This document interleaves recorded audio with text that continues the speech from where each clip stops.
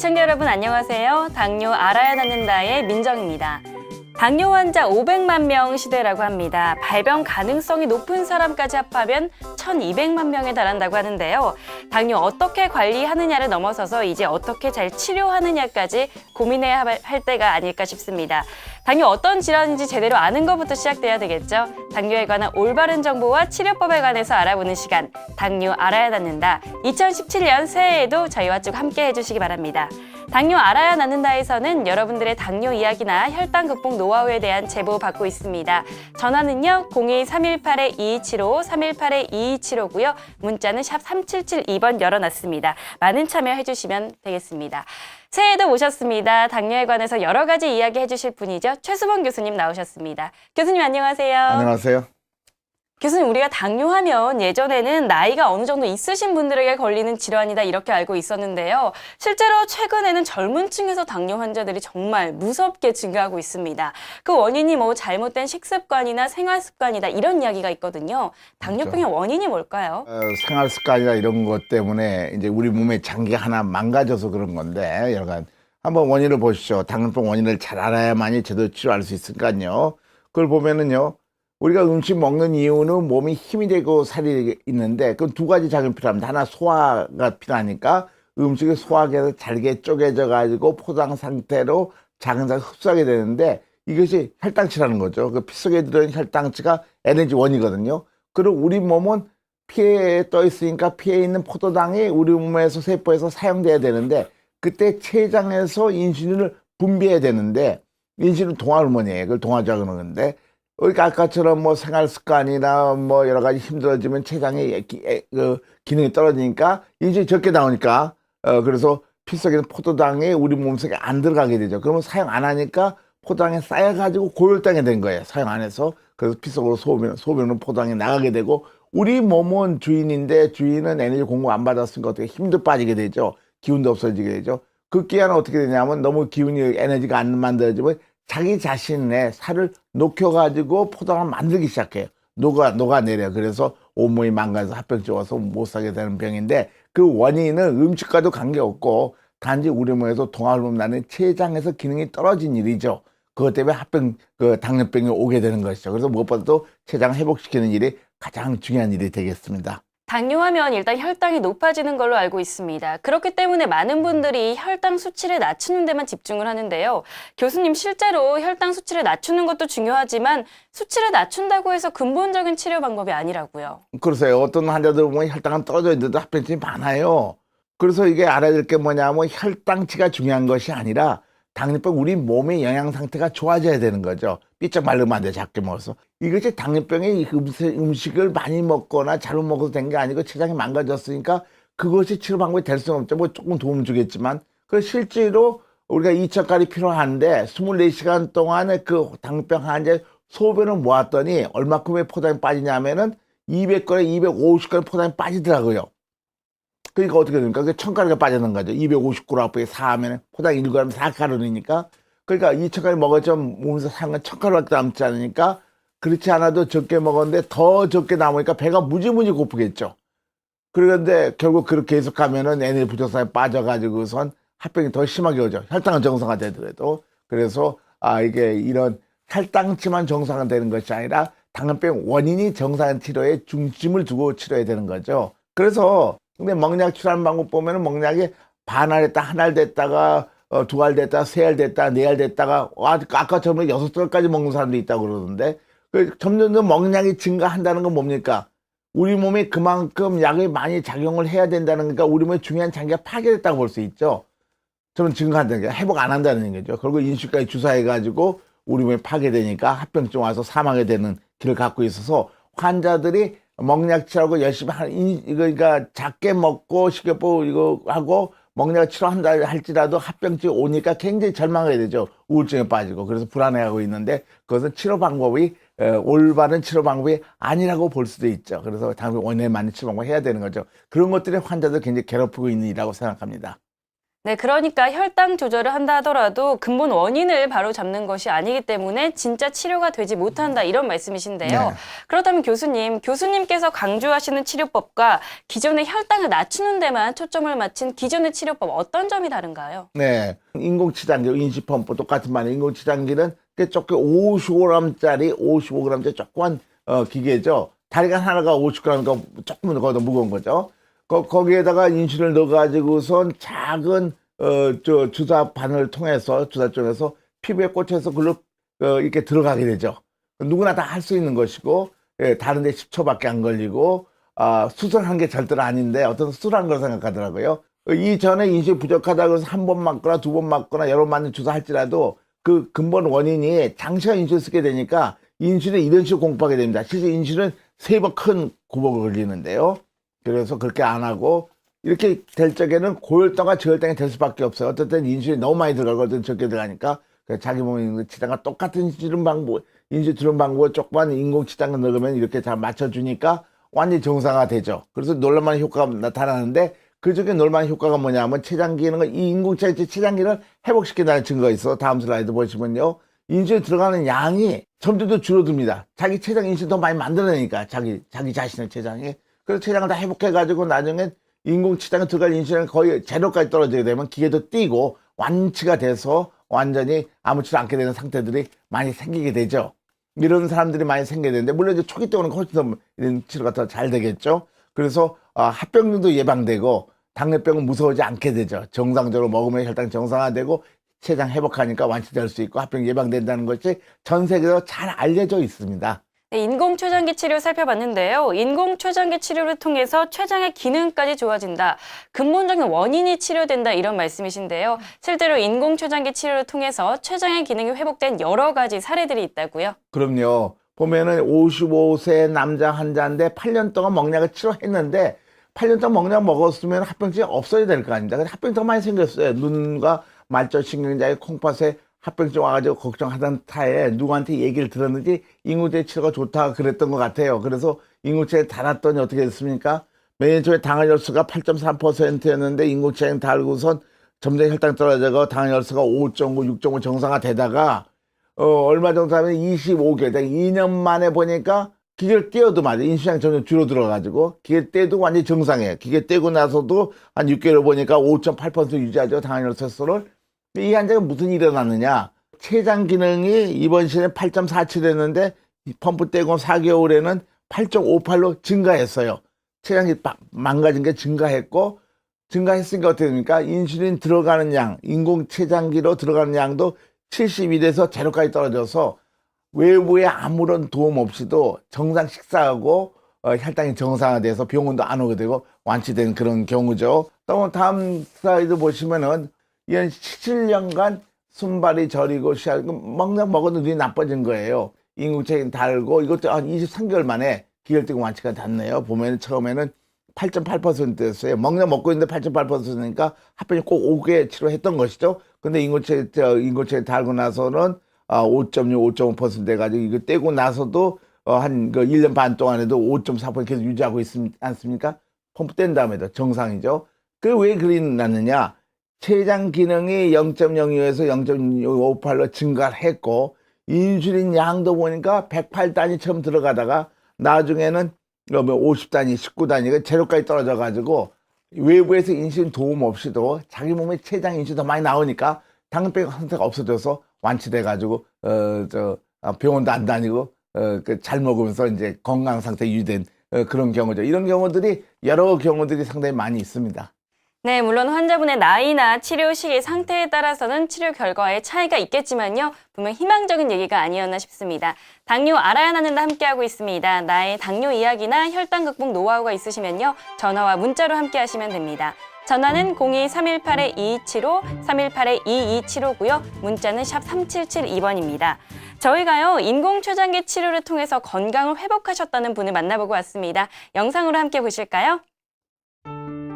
당뇨 때문에 울고 당뇨 때문에 웃기도 했다는 이분. 교수님 안녕하세요. 네, 안녕하세요. 어서 오세요.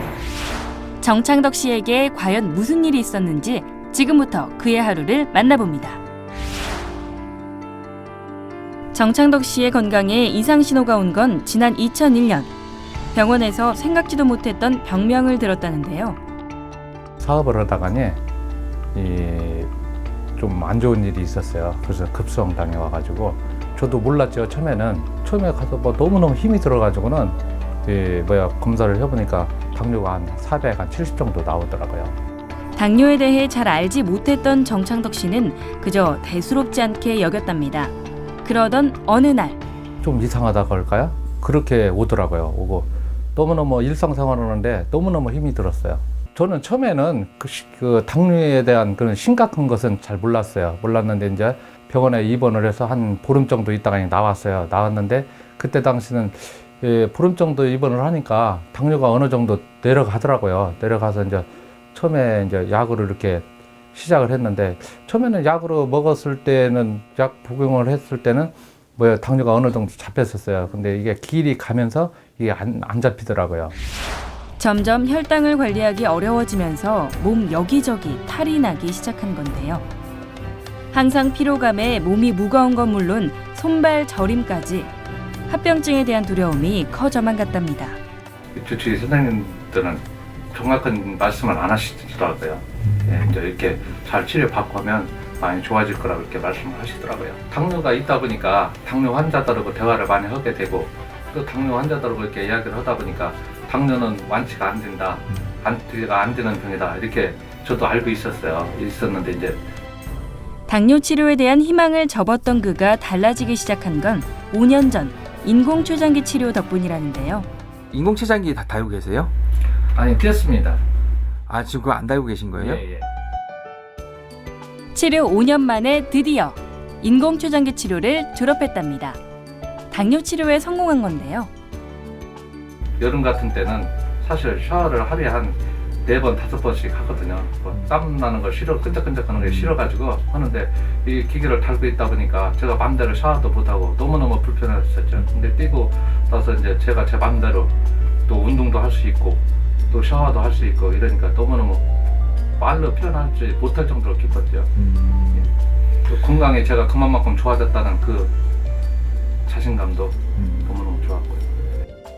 인공췌장기를 뗀 지 6개월. 건강은 물론 자신감까지 회복했다는 정창덕 씨. 여전히 정상 혈당 수준을 유지하고 있습니다. 지금도 이제 관리를 잘 하죠. 왜냐면 제가 너무너무 10몇 년 동안, 10한 5, 6년 동안을 고생을 너무너무 많이 했기 때문에 이제 당뇨에 대해서 지식도 알고 이제 책자도 보고 하다 보니까 너무 심각하다는 걸 알아가지고 몸 관리를 이제 제가 스스로 하죠. 식생활은 영양분을 충분히 섭취하고 가리는 거 없고 또 고기 같은 거 이런 거 가리지 않고 운동은 이제 거의 이제 등산을 이제 하루에 한 일주일에 한 3번 정도? 인공췌장기를 뗀 이후 오히려 건강관리에 더욱 힘쓰게 됐다는데요. 꾸준히 자기 관리를 실천하고 있는 정창덕 씨. 당뇨 환자들에게 꼭 전하고 싶은 메시지가 있답니다. 포기하시지 말고 꾸준하게 치료하시면서 주치 선생님 말씀 들으면서 그 말씀대로 하시면 많이 좋아질 겁니다. 정창덕 씨의 마음가짐과 생활 태도까지 변화시킨 당뇨. 정창덕 씨, 파이팅입니다. 네, 이분 같은 경우는 초기에는 판정을 받고 대수롭지 않게 생각을 하다가 몸에 여러 가지 이상이 생기니까 그제서야 인공췌장기 치료를 시작하셨습니다. 당뇨 판정을 받은 지 10년이 지난 이후에 인공췌장기 치료를 시작하셨고요. 5년 만에 이제 기기를 떼셨다고 합니다. 영상 보시기 전에도 저희가 실제 사례들을 보면서 완치 케이스들을 봤는데요. 교수님, 혹시 언제 치료를 시작하느냐가 실제로 치료 결과에 영향을 미칠 수가 있을까요? 나빠지는데 췌장 자체도 계속 나빠지는 거니까 조금 나빠도 치료한 건 낫겠죠. 이 밑에 있는 1, 2내 2, 5가 당뇨병에 걸리는 시간입니다. 1년 이내에 당뇨 걸리고 온 사람은 그 빨간 것이 낫다는 건데 22명, 14명이 낫고요. 64%가 낫고 2년, 5년 동안 이제 늦게 온 사람은 반 정도. 그죠? 그리고 6년, 10년 동안 먹고 늦게 온 사람은 그만큼 더 많이 췌장이 망가졌으니까 3분의 1. 심지어 더 오래된 거 더 많이 망가니까 20%밖에. 그래서 일찍 당뇨병 걸리고 일찍 올수록 췌장이 망가지게 빨리 올수록 완치되는 효과가 훨씬 낫다. 더 쉽게 완치된다는 거죠. 그럼 그 이유가 뭔가 봤더니요. 췌장에서 인슐린 나오냐고 보면은 맨 꼭대기가 가장 빨리 온 사람들. 1년 이내 온 사람은 췌장에는 똑같은 치료했는데 4에서 6에서 8까지 굉장히 빠른 속도로 회복하죠. 아니 2년 뒤가 다 회복해요.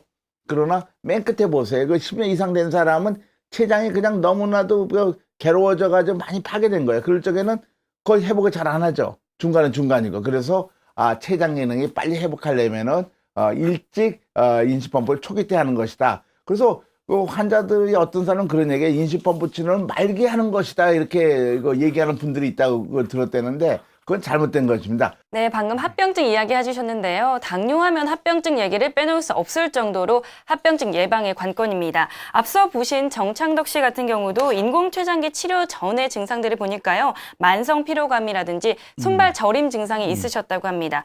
교수님, 이런 것들도 합병증이라고 볼 수가 있는 거겠죠. 주로 어디에서 어떻게 오는 걸까요? 온몸의 세포가 다 에너지 부족 상태가 되면서 자기 몸을 까먹으니까 이렇게 파괴하니까요. 혈관이 망가져가지고 중풍이 많이 와요. 뇌혈관 장애도 많이 오고요. 눈에 있는 혈관이 파괴돼가지고서 실명하게 돼서 망막증 오게 되고 이 잇몸 질환이 심해져서 이가 다 빠지는 경우도 많고 온몸의 신경이 다 신경 조직도 에너지 부족 상태가 다 망가져가지고 팔다리 수시가 아프고 나중에는 족부비만처럼 신경합병증 당뇨 발휘돼서 이제 절단하게 되는 것도 많이 생기게 되고요. 심장에 대한 혈관이 망가지니까 혈심증이 오게 되고 심하면 심근경색증 와서 사망하게 되고 신장의 콩팥도 혈관들이 다 파괴돼 가지고 노폐물을 못 빼니까 심부정증 와서 혈액 투석하게 되게 되고 자율신경 기능장애로 신경이 망가져서 발기부전이 나서 성생활도 못하게 되고 등등 여러 가지 합병증이 온몸에 사실 오는데 그중에서 중요한 것들을 보면은요 다리를 절단하게 돼 가지고 하는 경우가 교통사고 훨씬 많은 거죠. 이것도 정말 좋은 치료 하면은 좋은데 계속 망가지는데 그 망가치를 계속 해가 10년, 20년 되면 저렇게 되는 경우들이 많이 생기죠. 눈도 굉장히 중요한데 눈에 있는 혈관이 파괴되는 것이죠. 지금 보면은 까맣게 된 것이 눈에 있는 혈관이 파괴돼 필름이 망가지니까 망막증 와서 실명하게 되는 거죠. 그래서 태어날 때는 실명 아닌데 후청소 실명의 가장 큰 원인이 당뇨병입니다. 그래서 당뇨병은 올바른 치료를 적극 해야지 합병증이 예방되는 거죠. 신장이 굉장히 중요한데 신장이 망가져가지고선 혈액 투석하게 되죠. 그래서 혈액 투석시 70% 이상, 한 80% 이상이 당뇨병 때문에 신장이 망가져 혈액 투석하는 사람이 많으니까 그러니까 이렇게 합병증 오는 치료가 아니라 합병증을 예방하는 치료를 당뇨 치료는 여러 가지 방법이 있어요. 그중에 좀 합병증 않은 치료를 잘 선택하는 게 환자들 굉장히 중요한 일이 되겠습니다. 그렇다면 이렇게 정말 무서운 당뇨 합병증, 인공췌장기 치료로 합병증 예방이 가능하다고 들었습니다. 당뇨 치료한 의사들이 당뇨 합병증 얼마나 마음이 아프겠습니까? 그래서 어떻게 하면 합병 예방한가를 아주 우리가 굉장히 연구를 많이 하죠. DCCT라고 당뇨 조절 합병 연구인데 미국의 29개, 미국과 캐나다 29개 당뇨병 센터가 어떻게 합병 예방할 수 있을까? 그래서 인공췌장기 치료를 했더니 10년 후에 봤더니요. 인공체 치료하지 않고 옛날 치료했던 사람에 비해서 1440명 이제 720명이 나아졌거든요. 보니까 망막증 같은 합병증, 신장 합병증, 신경합병증 이게 아주 아주 질을 떨어뜨리는 당뇨 합병증이지 않습니까? 전에 치료에 비해서 인공치료 치료를 했더니 60%가 감소했다는 거예요. 그래서 이 치료 방법을 바꾸면은 당뇨 합병증 예방할 수 있다는 것이 증명이 됐죠. 네, 환자의 나이나 상태, 치료 시기에 따라서 치료 결과가 달라질 수 있다는 점 참고하시기 바랍니다. 많은 분들이 문자로 당뇨에 관한 궁금증 남겨주셨는데요. 살펴보도록 하겠습니다. 뒷번호 2366님입니다. 당뇨 8년 정도 앓고 있고요. 58세입니다. 현재 당뇨 합병증으로 협심증, 동맥경화, 비뇨기과 관련한 약을 복용하고 있습니다. 혈당 강화제를 먹고 있는데요. 인공췌장기로 바꾸고 싶어서 문의드립니다. 인공췌장기 치료를 시작하면 장단점, 시술 시 주의사항 등은 뭔가요? 인공췌장기를 달아도 협심증, 동맥경화, 비뇨기과 약은 계속 먹어야 할까요? 이렇게 남겨주셨습니다. 네, 이분 같은 경우는요, 당뇨 있으신 지 8년 되셨고요. 합병증으로 인해서 드시는 약이 굉장히 많습니다. 교수님 어떻습니까? 이분 같은 경우에 인공췌장기 치료를 시작하게 되면 이런 약들을 먹지 않아도 되는 건지 궁금하다고 남겨주셨거든요. 어떨까요? 근데 한 가지 묻고 싶은 것은 정상적인 몸을 지금 8년 동안 어떻게 치료한지 모르지만은 합병증이 왔어요. 그것도 처음에 조금보다 점점 나빠졌을 거예요.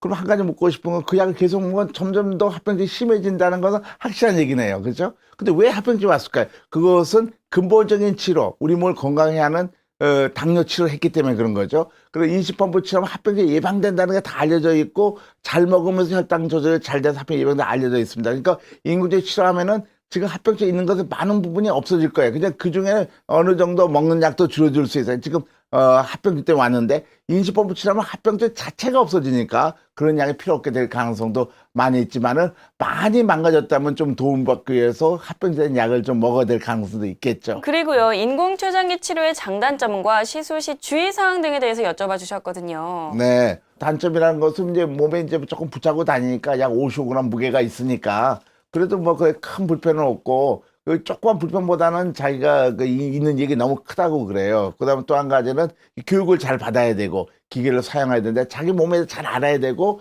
당뇨병의 박사 정도까지는 뭐 이렇게 잘 알려줘야 되니까 한 일주일이나 2주 정도 인슐린 펌프를 잘 이용하는 의사한테 가셔야 되고 그 치료 소를 가셔야 되지 어느 의사나 다 하고 있는 건 아니니까요. 그래서 그 인슐린 펌프 치료하는 의사한테 꼭 가야만 되는 것이고 거기서 일주일에 2주 훈련 받은 다음에 자기가 잘 알아서 퇴원하시면 되고 이 피부에다가 이제 피부 청결 정확히 해서 피부에 바늘 꽂혀 있으니까 이 염증이 생기게 할 때 조심해야 되는데 뭐 그런 것도 좀 주의할 점을 볼 수 있죠.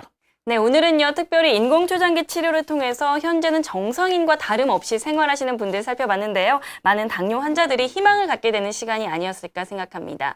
교수님, 이제 2017년 새해가 밝았습니다. 새해인데 당뇨 있으신 분들에게 강조하고 싶거나 이런 얘기는 내가 꼭 해주고 싶다. 이런 게 있다면 한 말씀 부탁드릴게요. 예. 그러니까 당뇨 환자들이 자기 몸을 사랑한다면은 좋은 치료 방법을 선택할 권리가 있습니다. 의무도 있고요. 근데 의학은 계속 발전하니까 어떤 경우에는 옛날 의학을 갖고 치료하는 의사 선생님도 계시고 또 더 발전된 의학이 있으니까 환자분들이 이게 정보를 계속 알아봐야 돼요. 인터넷도 알아보고 뭐 또 이런 방송을 통해서 의학은 계속 발전합니다. 그래서 좋은 정보를 이용해서 그렇게 합병증 오기 전에 빨리 치료해야 되는데 또 특별히 초기부터 해서 완치될 가능성이 많아지고 합병 예방하는 것이 더 훨씬 훌륭한 치료라는 걸 말씀드리고 싶습니다. 어떤 분들이 저한테 얘기해요. 말개 치료하느냐 그러는데 그거는 아마 어리석은 생각이라고 생각합니다. 네, 저희 당뇨 알아야 낫는다. 오늘도 저희를 통해서 당뇨에 관해서 더 많이 알게 되셨기를 바라겠습니다. 저희는 여기서 인사드리도록 하겠습니다. 교수님 오늘 고맙습니다.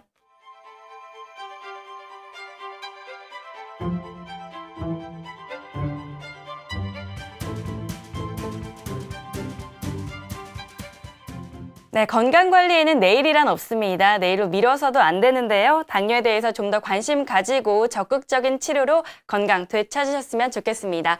저는 다음 이 시간 더 좋은 정보로 여러분들 찾아오도록 하겠습니다. 지금까지 시청해주신 여러분 고맙습니다.